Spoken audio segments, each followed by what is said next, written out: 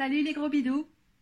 C'est la deuxième vidéo consacrée aux associations que je fais entre quelques tarots et quelques oracles depuis quelques semaines et que j'adore, qui fonctionnent pour moi du tonnerre.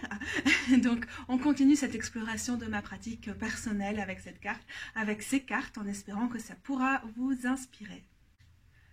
Au programme aujourd'hui, on a plutôt des questions théoriques, des questions de fond, des questions de ce que j'entends par pratique. Quelle est la fréquence idéale pour des tirages? Est-ce que ça existe vraiment? Est-ce que vraiment un moment on peut faire trop de tirages de tarot et d'oracles? Ce genre de choses. C'est quoi la différence entre les tarots et les oracles? En fait, pourquoi pas en reparler un peu 2 minutes et voir comment je me positionne? Et puis des questions beaucoup plus pratiques, des réflexions sur le travail sur soi, le travail avec son environnement, avec les esprits aussi, la notion de service quand on est polythéiste, mais bien plus.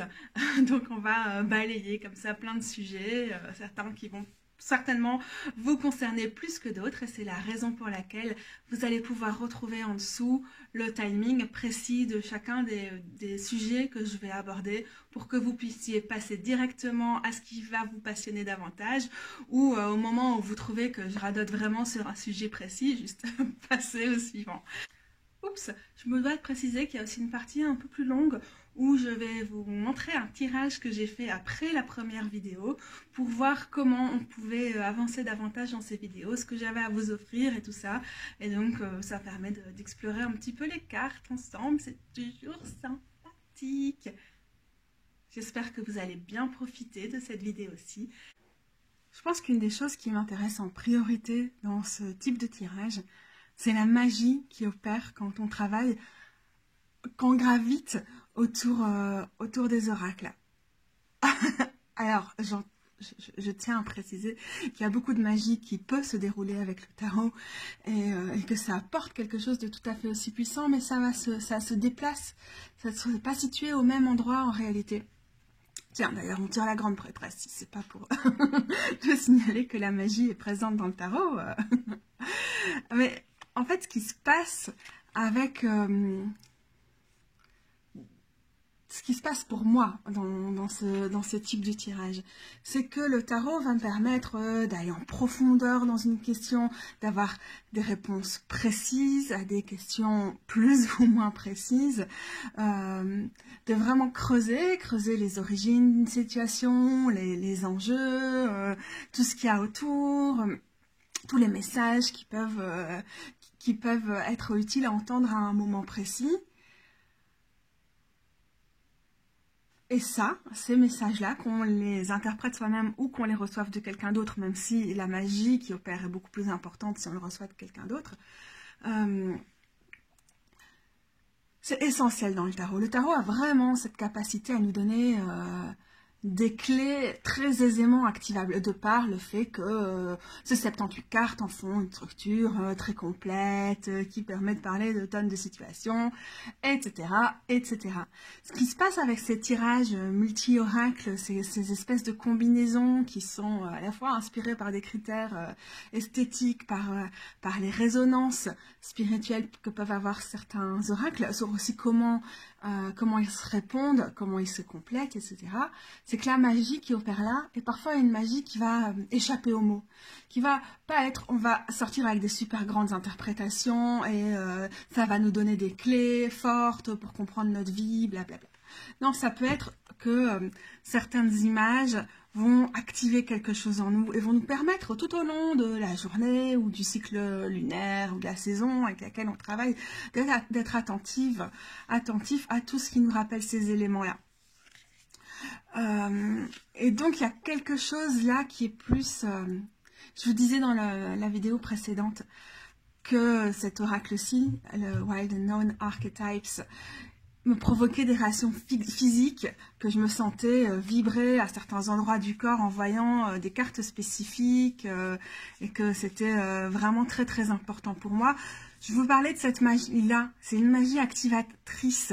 C'est une magie qui se porte vraiment témoin. Alors, je suis plutôt partisane d'un tarot qui se porte témoin de ce qu'on traverse. C'est qu'une partie de sa guérison, parfois, c'est juste ça. Hein. Je pense pas. Pour moi, le tarot est pas forcément là pour répondre à toutes nos questions, pour donner des réponses toutes faites et tout ça, mais il nous tend une trame narrative, il nous tend un récit qui nous permet d'activer des choses et d'activer du changement.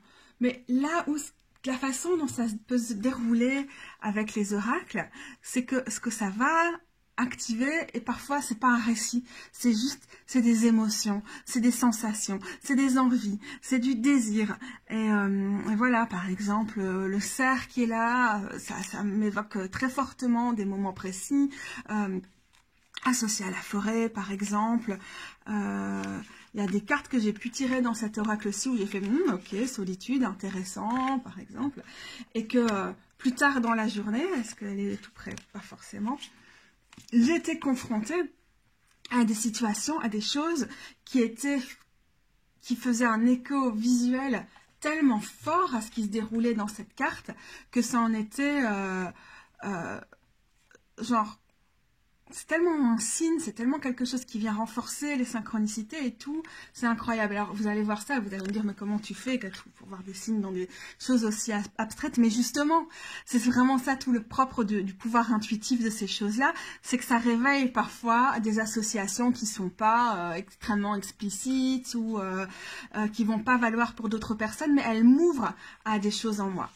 Et l'intérêt de ces tirages d'oracle et aussi de les pratiquer au quotidien, et je reviendrai sur ce point-là aussi, c'est vraiment cette capacité à prendre à notre regard, mais pas que notre regard, hein, à tous nos sens, tout ce qui fait notre intuition et tout le reste, à être attentive, à répondre, à pouvoir accueillir des choses à côté desquelles peut-être on passerait en temps normal.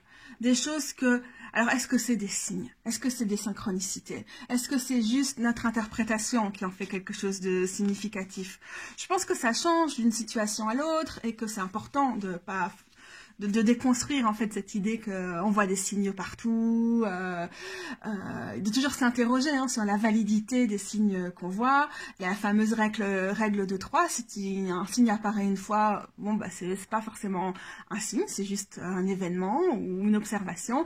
Et puis au bout de 3 fois, on peut dire ok, peut-être que ça m'a envoyé de l'extérieur, de tel ancêtre, de tel guide, de telle déité, etc. Bon, mais cet oracle va justement nous permettre de croiser les informations, d'être attentive à tout ça, et ça ramène de la magie au quotidien, et vous n'êtes pas obligé d'avoir le même type de pratique spirituelle que la mienne pour que ça puisse fonctionner. Et cet activateur, ça c'est vraiment de la magie. Il y a des moments où je tire des cartes de cette façon-là, hein, avec les différents tarots, parfois même les différents oracles, parfois même sans position préalable. Alors comment je vais faire, parce que je vais regarder ce qui est au-dessus. Pas grave. Et bon, le tarot me demande toujours un peu d'interprétation quand même, mais ça dépend parce qu'il y a un côté suffisamment peu détaillé dans le slow roller pour que ça active pas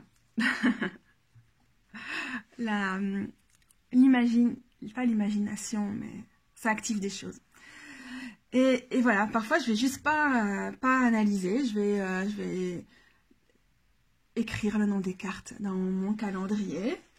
Je vais peut-être écrire quelques trucs dans mon carnet. Alors du coup, j'ai prévu de vous montrer une page de carnet où il n'y a rien de très personnel dans le journal, mais simplement j'ai retranscrit des éléments que j'ai trouvé intéressants dans les livrets. Je me suis dit ok, je vais pouvoir travailler avec tout ça, trop chouette. C'est en général pas ce que je fais, mais j'ai vu une vidéo qui était intéressante sur les journaux de tarot, ça m'a donné envie d'en faire autant, et j'ai dessiné les éléments qui m'intéressaient dans les cartes. Alors voilà, on dessine comme on peut, parfois on reprend juste un élément, c'est pas du tout un concours de dessin. heureusement, mais c'est des choses qui vont vraiment me porter. Le fait d'avoir pris le temps de les dessiner, de copier des choses, plus tard quand je suis allée me promener, j'ai fait de l'écriture automatique, et puis ça a ouvert comme ça des différentes parties d'une boîte. Donc c'est pour moi, différents tiroirs d'une situation, disons. Pour moi, c'est vraiment quelque chose qui active et qui fait œuvre de magie, et peut-être particulièrement cet oracle-ci, parce que il a la particularité d'avoir été chargé magiquement par des sorts, par ses créatrices. Donc c'est le Living Altar 1, on est toujours là, et je vous rappelle qu'il suffit d'aller voir, pardon pour le bruit, qu'il suffit d'aller voir la vidéo précédente pour avoir tous les détails sur chacun des jeux. Il y a quelqu'un qui est en train de monter un canapé dans mon entrée. Je pense pas que vous entendez le bruit autant que moi, alors je peux poursuivre. Le bruit des clés du voisin, on parlait justement de clés. Donc c'est vraiment situé ailleurs que le tarot, je ne peux pas dire ça autrement. Il y a une capacité d'analyse qui est là, c'est très propice très propice à l'écriture automatique, à l'écriture libre, mais tout comme l'est aussi le tarot, hein, pour moi. Et ça permet un mode beaucoup plus fluide, où on va moins se raccrocher aux significations qu'on connaît du tarot, et voilà. Souvent, j'aime quand même bien j'aime bien m'attarder quand même sur ce qu'ont écrit les personnes qui ont créé ces tarots, ces oracles, parce que ça va rajouter quelque chose dans l'analyse. En fait, c'est assez compliqué d'expliquer précisément ce qui, à mon sens, se joue avec cette formule-là. Je pense que vous avez bien compris que c'était loin d'être évident, mais justement, c'est ça. Je pense que on est quand même dans une époque où il y a un accent assez important qui est mis sur le tarot psychologique ou le tarot, les oracles pour le développement personnel, tout ça, et qu'en fait là c'est vraiment revendiqué le fait que parfois on n'a pas besoin d'explications, on n'a pas besoin de faire son analyse psychologique comment on dit ça, dans les règles de l'art, pour qu'il y ait vraiment quelque chose qui se mette en place. Et voilà, j'ai envie de revendiquer cette approche-ci. Et aussi parce que je reçois souvent des questions du style, mais comment j'apprends le tarot? Moi, j'arrive pas à suivre mon intuition et tout. Et ouais, peut-être parfois les oracles, c'est des facilitateurs, parfois pas, ça dépend des personnes, mais de juste pouvoir te dire... Tant pis, je laisse juste les cartes m'imprimer, m'infuser, me porter. Je trouve ça assez important. Et je trouve que ça permet d'aller en profondeur. Parce qu'on est souvent en train de parler d'une espèce de travail des ombres, hein, dans l'interprétation contemporaine qu'on peut faire de ce qu'on entendait Jung. Et est-ce que ça donne souvent, c'est une espèce d'injonction à tenir un journal de ceci, analyser cela, blablabla, avec des bonnes façons de faire. Et ce que je trouve que ces visuels font là, c'est que ça nous permet d'aller faire un travail de profondeur. J'utilise pas le terme de travail des ombres pour plein de raisons, mais il me convient tout simplement pas. C'est de faire un travail de fond, un travail de profondeur, parfois sans travailler, parce que les archétypes, les images présentes dans les cartes vont nous aider à faire ce travail. Ou les planètes ici, ou voilà les correspondances planétaires ou astrologiques en général. Donc ça me paraissait essentiel d'en parler. Vous voyez là, la purification, le nettoyage plutôt, et la transformation, le deuil du 5 de coupe, la suspension de ce Neptune qui vient rajouter de la confusion, un peu trop de rêves dans notre quotidien, et puis en même temps ce voyage du pèlerin qui fait que on est sur un timing de Neptune, on n'est pas dans un voyage qui est forcément productif, etc. C'est très intéressant parce que là on a des changements qui semblent s'opérer presque brutalement ou consciemment. Et puis ici, avec celle-ci, on est un peu sur un autre timing et ça nous rappelle que toutes ces choses qui viennent se greffer dans notre parcours ou le transformer, lui faire prendre forme, etc., s'inscrivent aussi dans un temps plus long. Et parfois, j'ai juste envie de ça. J'ai juste envie de résumer ce que je vois en 2 phrases et puis je vais être attentive à plein des choses que je peux voir ici.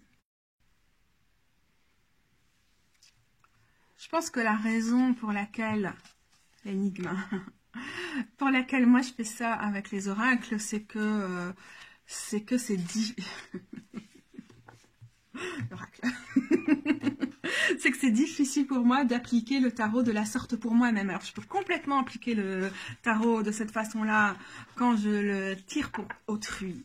Mais quand je tire le tarot pour moi, je n'ai pas forcément cette capacité-là à juste laisser opérer la magie et à pas trop interpréter, essayer de comprendre tous les aspects d'une carte, creuser, quoi.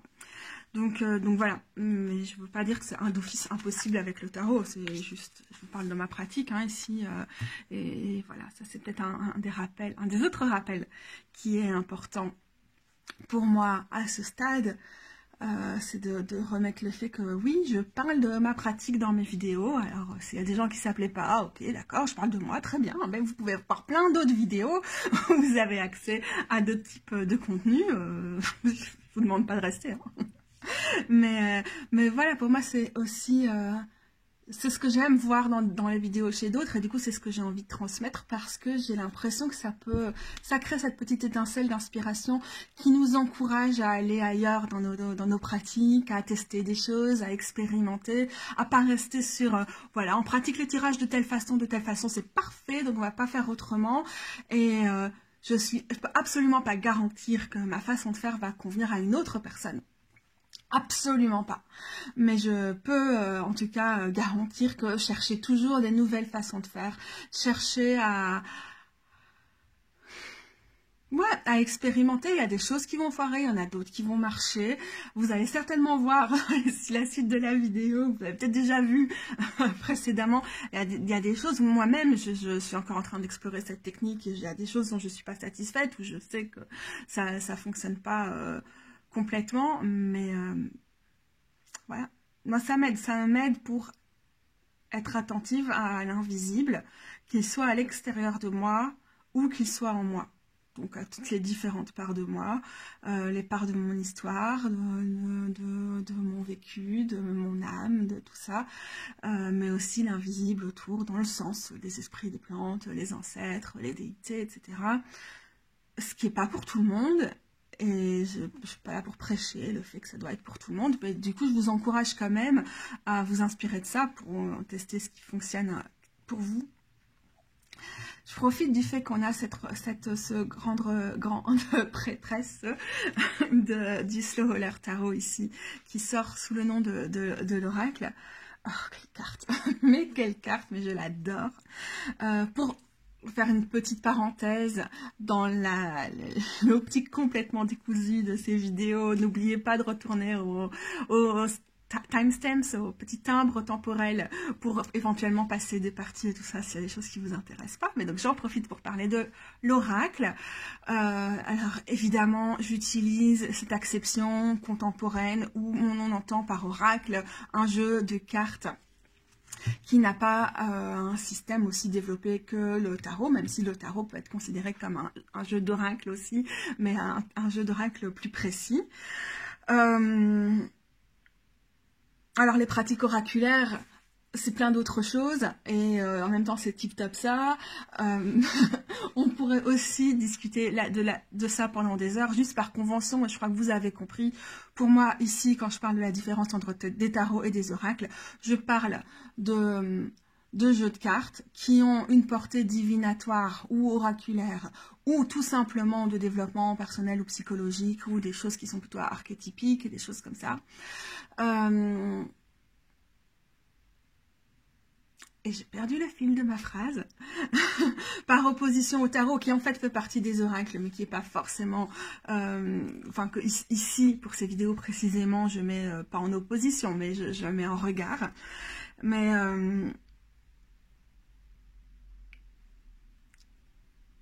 c'est juste pour la clarté de cette vidéo. Les oracles, ça peut être bien plus de choses. Et je trouve ça assez intéressant en fait qu'on appelle ça des oracles, alors qu'une partie des oracles qu'on trouve à l'heure actuelle n'ont pas du tout une vocation oraculaire au sens traditionnel ou au sens historique. Moi j'aime bien, j'aime bien voir les mots évoluer et je pense qu'on on s'entend ou on s'entend pas, parfois la confusion est aussi ce qui est intéressante. Vous le savez, j'en parle parfois.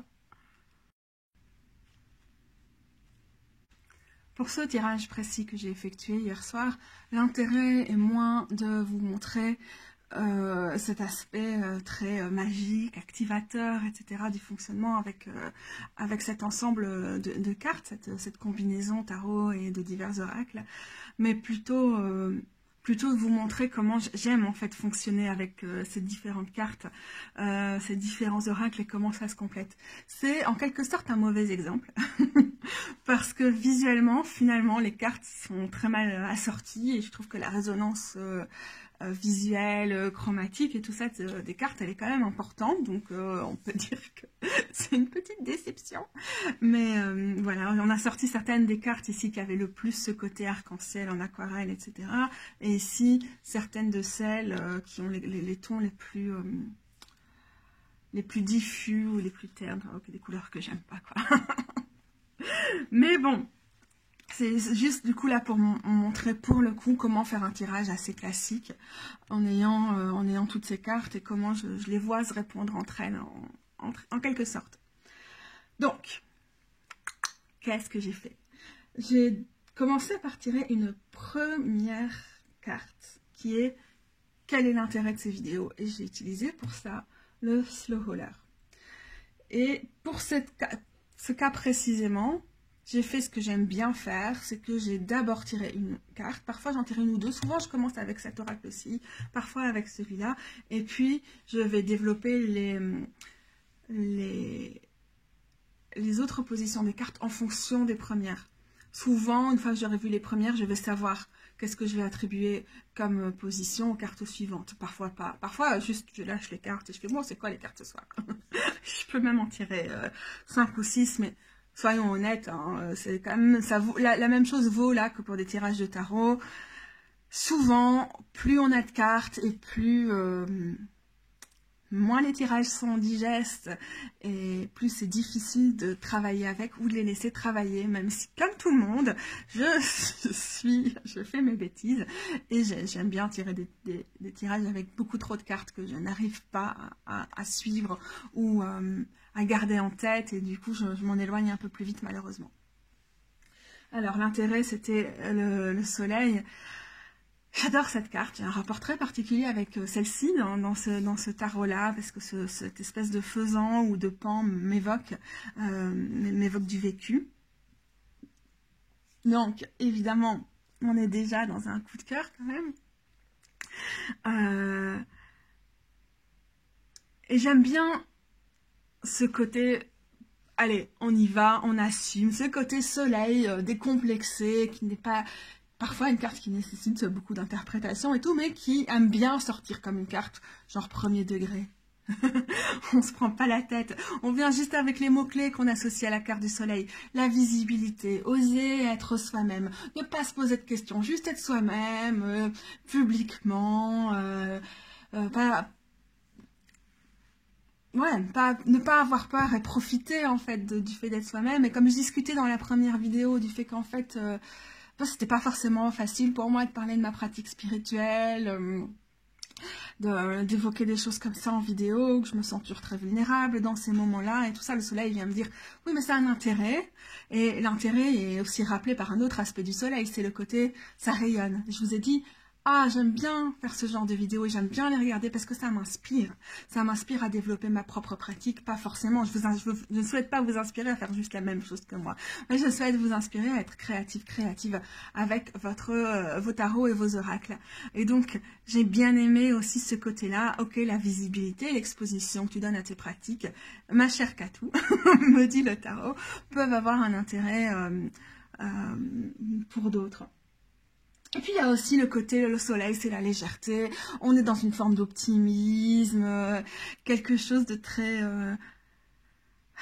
agréable, la joie d'être entre soi aussi, hein, un certain aspect communautaire, on pourrait dire par rapport à ces vidéos. Et donc cet intérêt-là est vraiment très touchant. Je suis ravie d'avoir tiré cette carte-là. Un autre point... je me suis concentrée pour avaler en m'éloignant un petit peu du téléphone pour faire moins de bruit. Du coup, j'ai oublié c'était quoi mon autre point. Je vais juste boire. Hein. Aïe, aïe, aïe, Katou. Ça, c'est bête. Hein. Donc, du coup, un autre point, c'est que je sais plus ce que c'est. Ah, si, je sais. C'est que c'est la troisième ligne des arcanes majeures. Il y a plusieurs systèmes qui consistent à lire les trois lignes de façon différente. Je vais faire redire ce que j'ai toujours, j'en parle déjà dans d'autres vidéos. Mais j'aime bien le système de Lindsay Mack qui parle de naissance, mort et renaissance. Ou renouvellement, et que la dernière ligne ce serait celle de la renaissance. Et en ce moment je tire sans cesse des cartes de la dernière ligne des arcanes majeures, donc aussi ça me parle à moi dans où je me situe dans mon parcours de vie en ce moment, et ça me rappelle qu'en fait faire ce genre de vidéo et partager ça avec vous, ça a aussi de l'intérêt par rapport à mon parcours de renouvellement, de renaissance, voilà. Et le faisant, en particulier le faisant doré, dans mon histoire personnelle a aussi un très fort, un lien fort avec le renouveau. Donc c'est particulièrement un plaisir de le voir. Alors j'ai après décidé que les positions seraient comment faire passer ce message, comment le faire passer au mieux. Et on a eu la rivière et le soi, le moi. La rivière, je pense qu'elle signifie un peu autre chose dans le livret, mais je l'ai vu directement comme quelque chose qui était très canalisé, très ok, d'accord, déjà le côté fluide et le côté, bon, Katou, tu peux prendre des notes, mais tu vas pas nous drafter une vidéo qui nous emmène d'un point A à un point B avec des structures trop bien faites et tout. Donc c'est aussi un appel à vraiment suivre. L'appel de la canalisation, c'est aussi s'il y a des choses qui me viennent en tête que j'avais pas envisagé de dire avant, ben, je vais pouvoir juste suivre ce mouvement-là, y aller. Donc il y a une forme de canalisation, de médiumnité et de fluidité, de suivre les flots. J'aime bien aussi l'idée d'aller à la source et de ramener vers la mer. Et donc on va de quelque chose qui est distinct, qui part d'un endroit particulier, d'une pratique particulière, ici la mienne, et qui va au fur et à mesure peut-être glaner des choses, toucher des choses au fil de l'eau, de son parcours, et puis qui finalement va à la mer se joindre, se diluer dans une espèce de collectif, et vous voyez ce que vous en prenez ou pas. Ça fait aussi le lien peut-être avec cette carte-ci. Donc j'ai dit ou j'ai pas dit. Il y a aussi le côté messager du cheval qui va faire écho à l'autre carte qu'on a sortie plus loin. Alors j'aime bien le fait qu'en fait River, en anglais, ça ressemble à Rider, il manque juste une lettre. Et le Rider, le cavalière du Lenormand aussi, c'est une carte de message, de venir porter des informations. On a des liens qui sont... Alors, ok, c'est un peu barré, mais c'est aussi intéressant d'être attentive à ce genre de choses que ça réveille chez nous, hein, quand on voit les cartes. Puis j'ai tiré le soi, où on voit tous ces aspects du moi qui semblent être ici complètement intégrés. Alors déjà, je trouve que les liens avec le soleil ici, cette idée de rayonner, d'illuminer, d'être à l'aise aussi avec son sujet, d'être rapide, ce qu'on peut partager est chouette. Puis on a aussi une question d'unité. de réussir à rassembler les différentes parties de nous et d'arriver avec cette complexité qui finalement fait sens. Donc en l'occurrence ici, il est parti de moi. J'ai l'impression de vouloir mettre tellement de choses dans cette vidéo. À la base, je voulais juste en faire une et je pensais qu'elle ferait 1 heure et on est déjà bien au-delà de tout ça. Mais bon voilà, je vais avec. J'ai l'impression d'offrir quelque chose de moi bien au-delà du thème de cette vidéo qui est comment joindre les tarots et les oracles. Et il y aura toujours des gens pour faire « Ah, c'est super chiant, tu parles que toi dans ta vidéo. » Et je vais vous redire « Bah, allez voir ailleurs, mais moi, je rayonne. » Rien à foutre. Voilà. Je parlais aussi un peu du pouvoir activateur de la magie. Et tout ce qui nous ramène à nous-mêmes, à une espèce... à une espèce d'essence qui en même temps nous permet d'aller vers l'extérieur. Tout ça semble être activé dans cette carte-là. Maintenant, j'ai pas envie de faire des analyses ultra clichés, donc je vais pas forcément aller plus loin, mais sur comment faire passer le message, on a l'idée de canalisation et l'idée de parler d'une pratique très personnelle, tout en complexité, tout en peut-être en paradoxe, etc. Et de laisser ça rayonner pour que les personnes prennent ce qui l'intéresse. Donc voilà un petit peu comment fonctionner si on décide d'analyser ces cartes entre elles. Et là, pour le coup, on est quand même dans une pratique qui consiste à analyser les cartes puisque le tarot est la carte centrale et je sens un peu cette invitation quand même à analyser. J'ai demandé un allié astrologique pour tout ça, j'ai eu Mercure. Youhou. Bon, Mercure, c'est ma planète. C'est la planète qui domine mon ascendant, la Vierge. Et donc, du coup, c'est la planète qui est aux commandes de mon thème, qui est au gouvernail en astrologie traditionnelle. J'ai aussi mon soleil et mon milieu de ciel et d'autres choses en Gémeaux. Donc voilà, avec une réception entre mon Gémeaux et... où est Mercure dans mon thème, Mercure qui est très bien positionné aussi en termes de maison par rapport aux questions de tarot et d'astrologie et tout ça. Donc cet allié là est complètement là pour me dire mais oui bien sûr communiquer sur ces questions, c'est ma carte astrale, ce sont les cartes que j'ai en main en fait et voilà. Être à l'aise dans tout ça, ce qui me fait plaisir à entendre parce que je fatigue extrêmement vite pendant ce genre d'exercice. Je développe énormément de douleurs et là je suis en train de me rendre compte pourquoi je développe des douleurs, parce que l'écran est hors de portée pour moi, mais je lève quand même la tête pour essayer de le voir et c'est comme ça que j'ai des problèmes de posture. Ok, bon ben voilà, je comprends mieux pourquoi depuis hier j'ai super mal.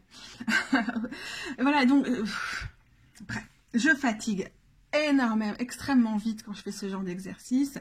Ça me prend du temps, je deviens super rapidement pas claire et du coup ça me rappelle à quel point le syndrome de l'air dans l'os m'a fait perdre ma capacité à communiquer, etc. Et donc voir Mercure arriver là, c'est un truc en mode allez, ça me donne un coup de boost quoi, vas-y, c'est bon, t'es une mercurienne de toute façon, tu peux le faire qu'à tout. Donc voilà, faire passer ce message en mode grand blabla, blabla, blabla, j'ai plein de choses à dire et c'est comme ça, et non, je m'excuse pas. Trop cool. Et puis j'ai demandé comment enrichir ces vidéos, pour comment les continuer, puisque j'ai déjà filmé une partie des choses hier et ça a réveillé plein de choses chez moi, ça m'a donné envie de faire plein d'autres choses et donc d'où j'avais envie d'en savoir un peu plus là-dessus. Et j'ai le cheval d'or du tarot de la dévotion qui me parle aussi de communication, donc ça vient super fort rejoindre celle-là. En plus on a le cheval ici et du coup on a aussi une espèce de miroir, hein, il semble se croiser comme ça. Ça me donne envie de donner des exemples, des propositions de tirage quand je vois que ce cheval blanc messager porte du courrier ici. Donc j'ai noté des choses, hein, on en parlera après, certainement dans une 3e vidéo. Mais ça m'a inspiré à enrichir tout ça et vraiment à être sur le fait que la communication et le fait de faire passer des messages était vraiment importante ici. On pourrait rentrer beaucoup plus dans le détail avec cette carte, mais j'avoue que comme bien déjà tout le reste du tirage. Comme plus on avance et plus on fatigue et plus on est là. Ben, j'ai pas 10 000 trucs à dire sur cette carte, quoi. C'est pour ça qu'on se répète toujours qu'il faut pas systématiquement faire des tirages trop longs. Bon, aussi, je voulais vous tester un peu pour vous montrer comment les cartes pouvaient se répondre. Donc, voilà, il faut que j'assume. Et puis, je me suis dit, bon, bah, quel est mon public? Et j'ai laissé cette position large parce que j'aime bien fonctionner comme ça avec les oracles. Je me suis pas dit, qu'est-ce que mon public attend? Qui va être mon public pour cette vidéo? Ou quoi? Je me suis juste dit, ok, mon public. Et j'ai tiré celle-ci, Adulthood, donc c'est les aînés. Ce sont dans les cartes du Living Altar, si vous vous rappelez, on grandit à chaque fois. Et donc ce sont les cartes, c'est la carte avant la mort, quoi, dans cette chronologie-là, du coup. Donc ça me fait penser tout d'abord au fait que ce sera plutôt une vidéo qui va intéresser les personnes habituelles qui aiment regarder mes vidéos, donc ce genre de blabla qui trouvent de l'inspiration et tout ça, donc j'ai trouvé ça déjà sympa. par rapport à vous, ça m'indique aussi peut-être quand même des personnes qui ont déjà une pratique du tarot et des oracles, peut-être même, a priori, cette carte m'inspire peut-être plus poussée que la mienne, et que justement, du coup, on pourrait rentrer, par exemple, dans les commentaires, dans une discussion, où vous allez me parler de ce que vous faites, et puis voilà, ça pourrait être très chouette. Par contre, désolée, parfois je mets des mois avant de répondre aux commentaires, parce que je suis... J'ai souvent la flemme. Mais bon, je garderai cette image en tête quand j'aurai cette pensée-là. Et alors, ce que j'aime vraiment beaucoup dans cette carte, c'est le loup qui hurle à la lune. Pour moi, ça, c'est une image que j'associe extrêmement fort à la communauté, en particulier en tant que fille des Cates. Ce sont les louves, ce sont les chiens, les chiennes des Cates qui hurlent pour se retrouver. Et donc ça nous appelle vraiment à nous retrouver autour d'intérêts communs, ou même pas, quoi, mais qu'il y a vraiment quelque chose qui fait, c'est comme un cri auprès du public qui fait qu'on se découvre des affinités, ou on se découvre un peu au hasard de nos affinités. Ce que ça m'évoque aussi comme image, typiquement la louve qui hurle à la lune. Déjà c'est marrant parce qu'on a le soleil ici et du coup on a une référence à la lune, mais pour moi ça fait penser à ça.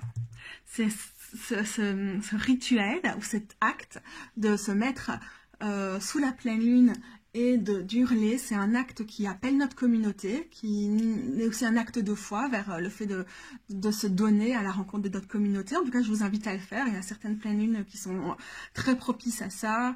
En particulier, je trouve les pleines lunes qui, par exemple, qui sont dans le signe de votre thème, qui est dans votre maison 11, qui est la maison des amitiés. Voilà, je ne vais pas rentrer dans les détails et des réseaux, etc. Parce que je suis en train de penser à d'autres maisons et tout, mais chacun son truc. Et je suis pas encore assez à l'aise pour parler d'astrologie, expliquer l'astrologie. Je suis vraiment en formation pour le coup. Et contrairement au tarot où je suis à l'aise de parler de choses que je connais pas encore à fond, c'est un peu différent pour l'astro. Mais le lien avec le moi ici, c'est que ce loup me donne aussi l'impression pas seulement d'appeler sa communauté ou de la chercher ou d'envoyer ce message au cosmos, mais aussi d'envoyer le message au cosmos. Je rappelle à moi toutes les parties de moi-même. Je rappelle à moi toutes les parties de moi-même. Je revendique tous les aspects de moi-même, ce dont je me suis dissociée, ce dont on m'a forcé à me dissocier, ce dont j'ai dû me séparer pour pouvoir survivre, etc. Je les rappelle à moi. Et à ce côté-là qui est vraiment très intéressant et j'espère en fait que ce genre de pratique dans la magie, que je trouve que ça a, d'utiliser différents oracles comme ça entre eux, ça nous permet de ramener ce qui est fracturé en nous et de trouver des moyens de les coller, de les rassembler. Parfois ça va pas forcément coller, mais en même temps elles seront là. Donc c'est un acte de réclamation, de revendication des différentes parties de nous-mêmes. Donc voilà, je sais pas ce que ça vous évoque, c'est vous mon public, mais cette carte en tout cas elle m'évoque ça. Alors je vous offre cette interprétation. Donc voilà, là on était vraiment typiquement comment en utilisant cette carte-là j'arrive à faire plus ou moins bien un tirage avec des détails, des explications assez détaillées. Donc ça c'est une façon de faire, mais c'est pas le cœur de ce que je pensais proposer ici aujourd'hui. C'est déjà long. Donc c'était quand même important pour moi de préciser que les tarots vont plutôt avoir cette faculté pour moi à répondre à des questions assez précises, comme j'ai dit, aller en profondeur, décortiquer une situation de cette façon-là, tandis que les oracles vont tout à fait s'accommoder d'une façon de fonctionner libre, sans forcément des positions, des questions préalables, et vont davantage pouvoir me servir d'inspiration, d'incitation. Donc je pense qu'on voit bien dans cette sélection que ce qui fonctionne bien pour moi, là c'est flagrant, hein, c'est le côté de ce qui va unir ces différents, ouais, encore une fois, c'est, bon, on a déjà tiré celle-là, ce qui va unir visuellement les différents jeux va être quand même assez important. Ça donne du lien, ça donne de la cohérence, ça réveille quelque chose en nous, c'est tout à fait agréable. Alors ça va être plus ou moins important selon les personnes, c'est une évidence. Pour moi ça compte quand même, mais c'est pas forcément déterminant. Je suis contente de savoir que j'ai quelque chose qui fonctionne très bien visuellement dans ces jeux-là. Ça va pas m'empêcher de prendre des libertés ou d'aller chercher d'autres choses. Oh, celle-ci, elle va bien avec. Parce qu'elle répond bien, celle du jugement, là. Voilà. Donc, ce critère-là va compter pour des raisons qui vont être variées et personnelles, d'une personne à l'autre. Sur ce qui est vraiment du côté de se compléter, le slow roller est plutôt un tarot avec une portée un peu dark. Qu'est-ce que je veux dire par là? C'est que c'est pas le plus cute, le plus léger, le plus couleur pastel. C'est un tarot qui peut être assez brut, assez tranchant, assez...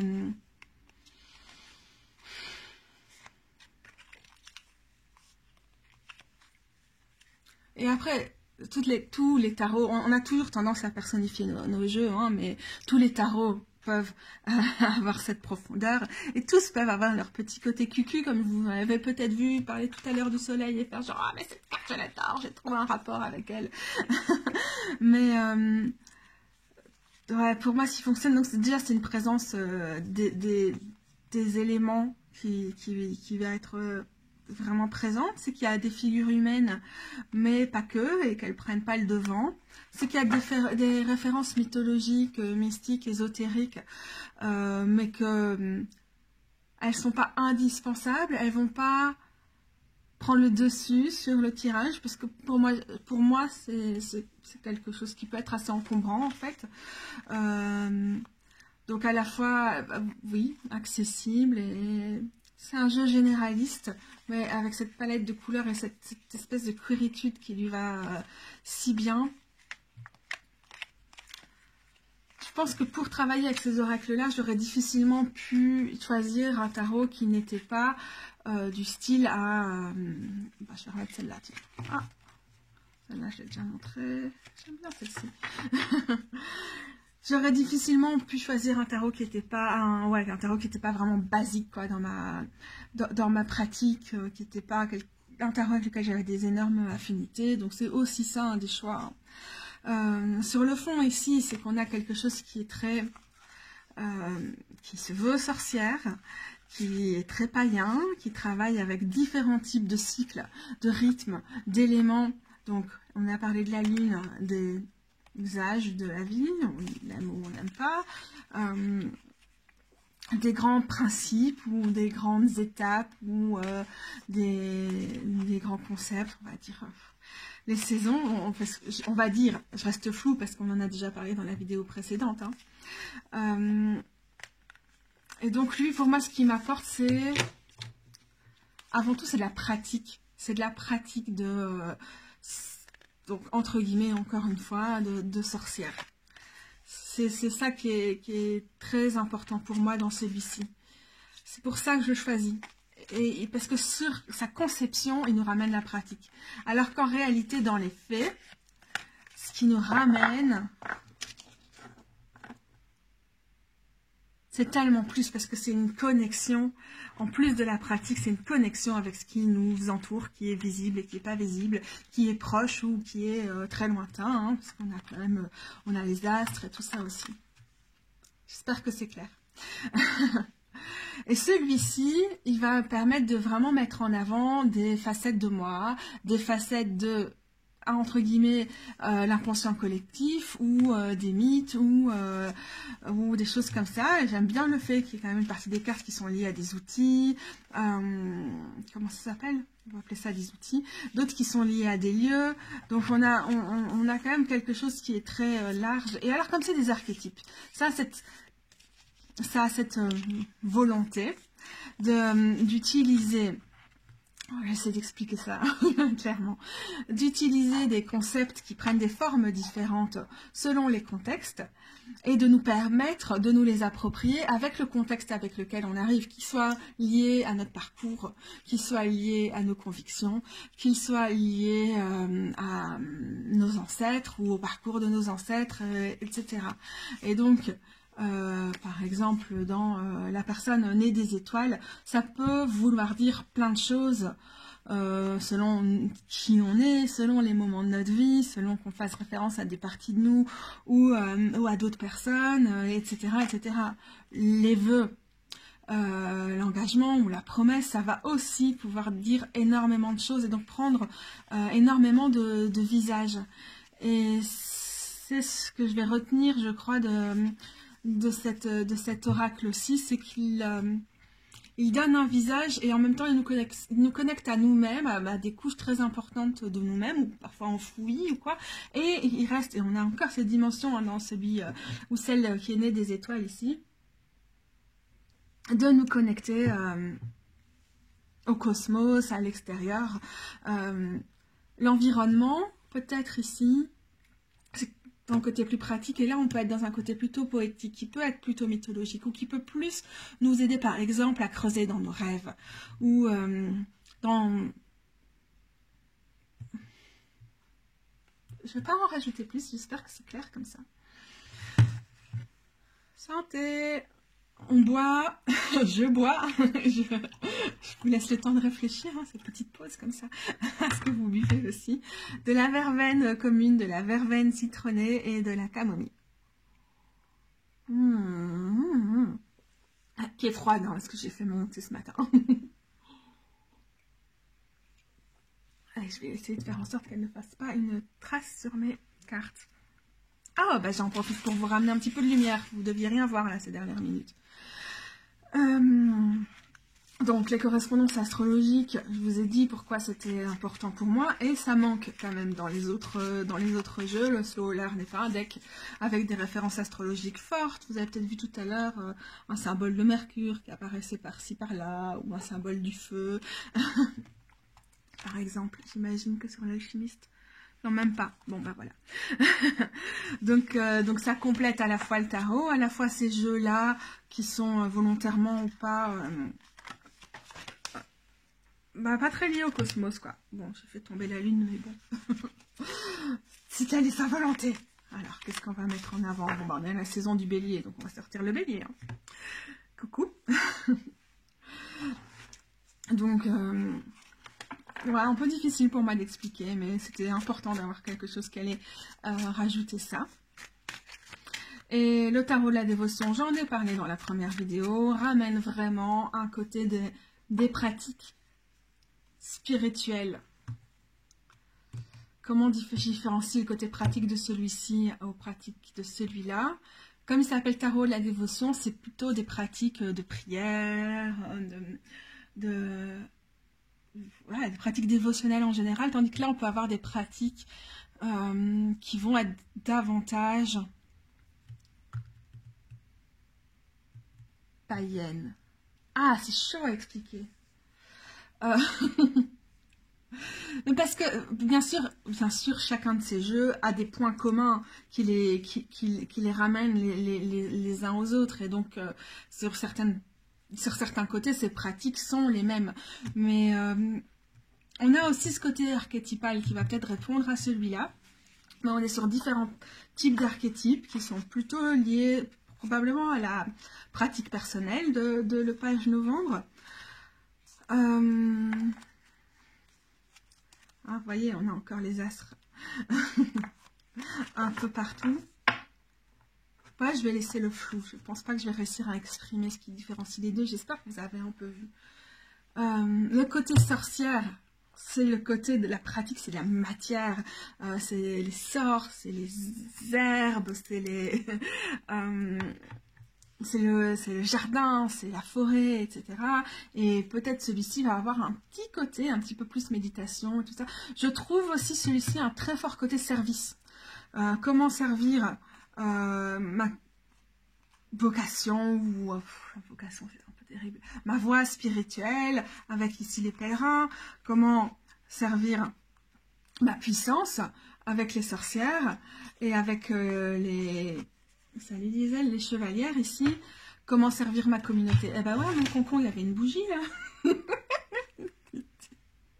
T'as eu peur, et tu t'es pas brûlé, hein, chérie, t'étais loin. Gisèle est très précautionneuse. Oui, je rigole. Oui, c'est de ma faute, c'est l'angoisse, c'est comme ça, voilà. Et puis à côté, on a ces grands axes de manifestation du divin, dirons-nous. Ici, hein, avec les divinités, qui nous disent aussi au service de qui ou de quoi ou comment on peut activer le service. C'est peut-être un peu étrange. J'espère que ça fait sens. Sinon, j'espère que vous sentez que pour moi, il y a vraiment une raison d'avoir choisi ces jeux et d'avoir choisi de les mettre ensemble. Et pourquoi ça résonne ensemble. C'est évident, mais de chez évident que je ne vais jamais pouvoir tous les utiliser. Que je ne vais jamais dire, ouais, trop fort. J'ai vraiment grave besoin, là, maintenant, tout de suite, que l'ensemble de ces jeux soit sur ma table. Vous avez vu avec le dernier tirage, là, le tirage très classique pour le coup, très interprété sur pourquoi cette vidéo, que ça peut vite être compliqué, mais donc en fonction de la thématique du jour, de la première carte qui est sortie, de celui-là ou de celui-là en particulier, je vais décider qu'est-ce que je vais déployer en plus. Ça, c'est un autre point peut-être intéressant. C'est si je commence avec le tarot, a priori, je vais faire mon petit tirage du jour ou de la semaine ou quoi, uniquement en tarot. Par contre, là, si je commence avec un de ceux-là, je vais super vite avoir envie de broder, de combler, de travailler avec les autres aussi. Donc, ça peut peut-être paraître étrange, mais peut-être ça va se préciser dans la suite en prenant des exemples. Avant de revenir plus concrètement sur les types de tirages que je peux réaliser, j'avais encore un petit point que j'avais envie d'aborder plus en profondeur, même si on l'a déjà évoqué, c'est la question de la fréquence des tirages.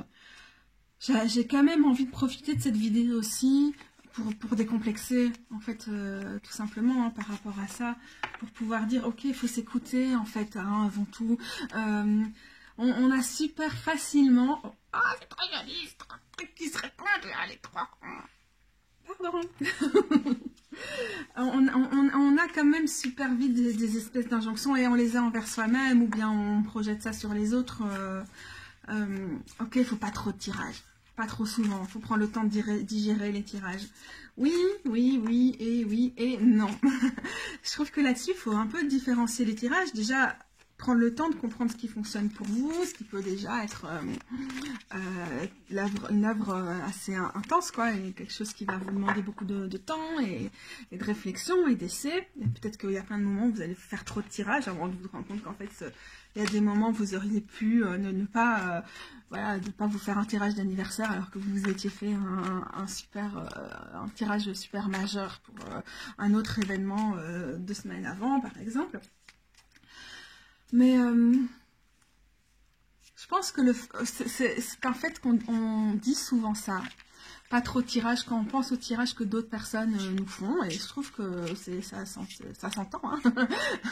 ça fait sens, c'est tout à fait logique, mais en même temps, quand on tire les cartes pour soi, Je pense qu'à un moment, on arrive à discerner quel type de tirage on est en train de faire. Et quel type de tirage on peut faire au quotidien, et quel type de tirage sont ceux sur lesquels il faut impérativement qu'on se penche ou qu'on les laisse décanter, qu'on continue à porter. Et je pense pas que c'est exclusif en réalité.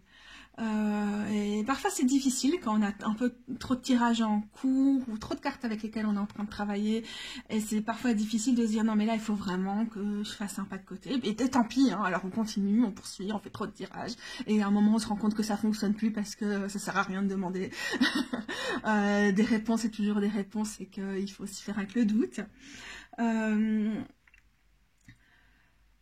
Mais par exemple, pour moi, dans le cadre de ma pratique quotidienne des cartes, plus ou moins quotidienne, mais voilà, régulière, les cartes, c'est mon outil de contact avec l'invisible. Et donc, je peux y avoir recours souvent, j'ai besoin d'y avoir recours souvent, ça me permet de me connecter à mon intuition, de me connecter aux énergies qui m'entourent, de choisir comment je vais faire mes balades, tous ces trucs-là. C'est pas que je donne un pouvoir extrême aux cartes en elles-mêmes ou un poids dans ma vie, mais pour des petites choses quotidiennes, petites entre guillemets, pouvoir y revenir, c'est une façon, je redis ce que j'ai déjà dit, c'est une façon d'être attentive, c'est une question de connecter les différents points qui peut-être n'auraient pas forcément de sens sans ça, c'est une façon de rester attentive sans cesse aux synchronicités, etc. Et oui, c'est important, je peux penser à plein d'autres raisons pour lesquelles vous avez vraiment envie d'utiliser les cartes tous les jours, si vous travaillez sur des projets en particulier, vous pouvez faire un gros tirage de cartes en début de projet pour voir dans quel sens ça va aller, ce projet par exemple de travail. Mais en fait, le projet il se construit, c'est une co-construction parfois. Il n'y a pas que nous qui sommes aux rênes de notre truc, dans un grand truc capitaliste et tout. Notre projet, il nous façonne aussi, il a des choses à nous dire. Et pouvoir tirer les cartes tous les jours, c'est pouvoir se dire aussi, tous les matins, avant de se mettre à travailler, mais qu'est-ce qu'il a envie de me dire? Est-ce que vraiment je suis en phase avec lui? Est-ce que ça fonctionne? Et c'est... Lindsay Mack, elle appelle ça des check-in. C'est ça, ça nous permet de vérifier comment on se situe par rapport à soi-même. Si ce qu'on fait, ça continue à résonner, si ce qu'on fait, on le fait en mode pilote automatique, etc. Donc ça nous évite aussi, par exemple, quand on a des stress post-traumatiques, de sombrer trop vite dans la dissociation ou dans le mode pilote automatique et de revenir à notre corps, de revenir à nos sensations, d'interroger nos sensations. Alors désolé hein, pour les gens qui font genre « Ah non, vous devenez dépendant des cartes, c'est horrible, vous utilisez les cartes pour définir votre vie et blablabla. Bla, bla. » Non, on retrouve du pouvoir sur nous-mêmes en fait, hein, c'est juste tout l'inverse. En ce qui me concerne, moi, personnellement, pour le coup, je trouve que des tirages d'autres personnes... le comique revient toujours, elle est moche cette carte. Ah, la mystique. Les tirages d'autres personnes, pour moi, là, pour le coup, il y a quand même un échange qui se fait, qui est très important. Il y a un acte qui est posé, qui souvent va avoir quelque chose d'énergétique, de magique et tout. Même quand, disons, le tirage ne va pas forcément résonner incroyablement pour nous. Dans l'immédiat, on ne va pas tout comprendre, mais il y a quand même dans la puissance de l'échange, quelque chose qui se déroule, qui est... fort. Et il y a aussi, même si ça peut être très impuissant, un tirage de tarot, il y a quelque chose où on est moins dans notre puissance personnelle. Justement, souvent quand on va chercher des tirages chez d'autres personnes, on demande des réponses à d'autres, on demande des clés, on demande des pistes de réponses. Tout le monde ne fait pas ça, hein, Dieu merci, tout le monde ne tire pas les cartes comme ça, et on ne va pas toujours chercher ça quand on va se faire tirer les cartes, mais c'est parfois une partie de notre démarche tout de même. Je trouve qu'il faut en prendre conscience, et du coup, je trouve que c'est important de se laisser le temps d'intégrer ça, de reprendre les rênes de ce qui nous a été transmis, de voir comment ça fonctionne pour nous, en tout cas reprendre le contact avec ce qui nous est transmis. Et là-dessus, je trouve que c'est vraiment très très important de ne pas multiplier ce genre de choses, ou d'aller, il y a plein de gens qui font ça, d'aller poser la même question à des pratiquantes différentes. Il y a un moment, ça va limiter. Ça dépend. Par exemple, en astrologie, ça reste intéressant parce qu'il y a tellement de façons, il y a tellement de langage de l'astrologie que demander à une personne d'interpréter une partie de votre thème ou un certain aspect, ça va pas du tout être la même chose que ce que dit une autre personne, et donc ça peut révéler plein de choses très très différentes. Mais le tarot, d'après moi, fonctionne pas comme ça. Notre thème, les dés sont jetés, le thème est posé et ça reste toujours le même. Le tarot, à chaque acte, ou l'oracle, hein, de mélanger les cartes, d'établir cette connexion avec soi-même ou avec le divin ou avec quoi que ce soit que vous fassiez dans votre pratique des cartes, bah, ça redéfinit les cartes, ça rejette. Et du coup, bah, ce qui arrive est différent. Et ouais, ça peut créer des collisions ou une incapacité à écouter à un moment. Pour moi, ma pratique quotidienne me permet souvent d'écouter. Par contre, multiplier les recherches vers d'autres personnes va parfois m'empêcher d'écouter, de m'écouter, d'écouter ce qui m'entoure, etc. Mais là-dessus, j'en parle souvent, je veux pas non plus faire genre oh moi la meuf super spirituelle qui est vraiment au-dessus de tout, ça va tranquille. Mais non, bien sûr, il y a plein de moments où j'écoute pas, je tire les cartes de façon frénétique, je suis pas attentive aux réponses, c'est un peu compulsif, ou c'est une espèce de fuite, ou je prends pas le temps de digérer, ou blablabla, il y a plein de trucs quoi. Et voilà. Il faut rester attentif, il faut rester attentive, mais il n'y a pas personne à donner de leçons à d'autres. Parce qu'on fait toutes de la merde parfois, parce qu'on est tous les foireuses de quelqu'un. Et voilà, c'est comme ça. Et particulièrement quand on est dans cette espèce de travail avec les profondeurs ou avec les ombres, il y a plein de personnes qui arrivent en grande prêtresse du truc en mode « Ouais, mais moi, j'ai analysé toutes mes ombres, alors je peux te le dire, tout ce que tu fais là, c'est vraiment...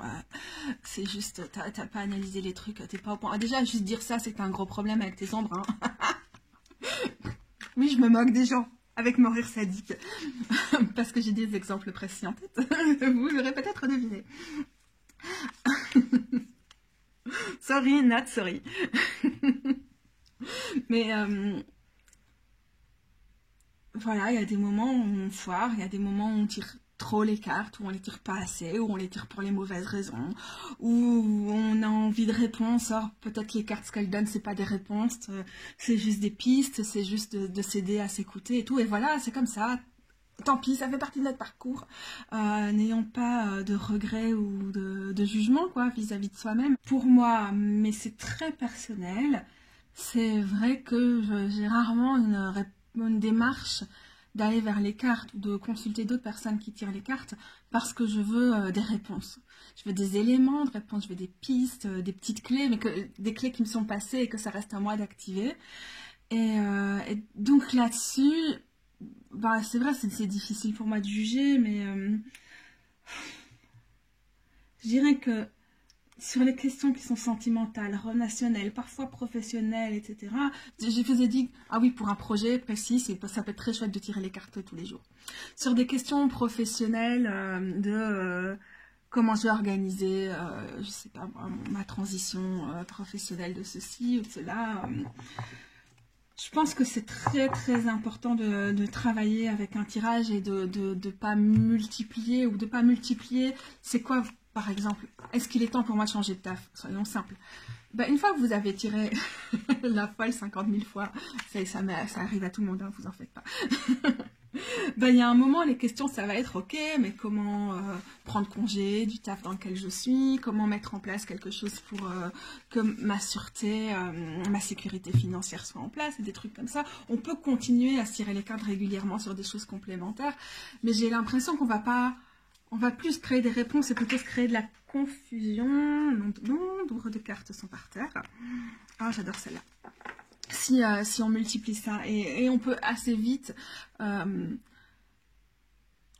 laisser tomber quelque chose, laisser tomber une part de notre joyau, de notre... Ah, encore une fois, on a les joyaux sur les deux cartes, c'est trop mignon. Bonjour, ça va?